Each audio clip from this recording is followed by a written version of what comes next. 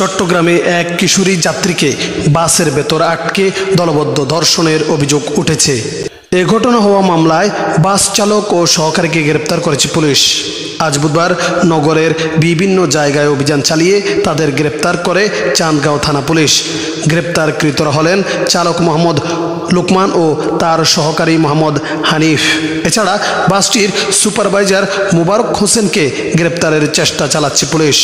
চান্দগাঁও থানার ভারপ্রাপ্ত কর্মকর্তা ওসি আফতাবউদ্দিন আজ রাত বলেন, গতকাল মঙ্গলবার কক্সবাজার থেকে বাসে করে চট্টগ্রামে আসা এক কিশোরী দলবদ্ধ ধর্ষণের শিকার হয়।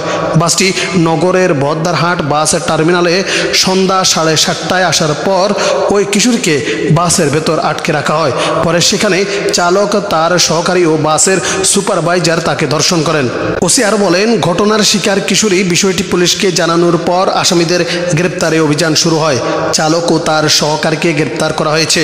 সুপারভাইজারকে গ্রেপ্তারে অভিযান অব্যাহত আছে। এ ঘটনায় কিশোরী বাদী হয়ে থানায় মামলা করেছে উল্লেখ করে পুলিশ জানায়, ভুক্তভোগী কিশোরী বর্তমানে চট্টগ্রাম মেডিকেল কলেজ হাসপাতালের ওয়ান স্টপ ক্রাইসিস সেন্টারে OCC-তে চিকিৎসাধীন রয়েছে।